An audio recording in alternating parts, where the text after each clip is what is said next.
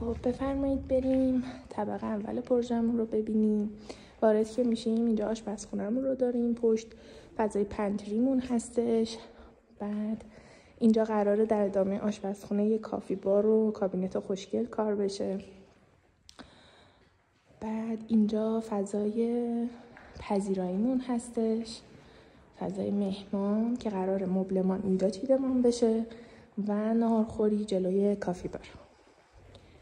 بفرمایید بریم این طرف. اینجا هم یه جا کفشی و آینه خیلی خوشگلی داریم. سرویس مهمانمون هستش. اینجا هم فضای نشیمن و تیوی والمون. تو این فضای نشیمن یه دونه کتابخونه خیلی خفن و قشنگی هم داریم.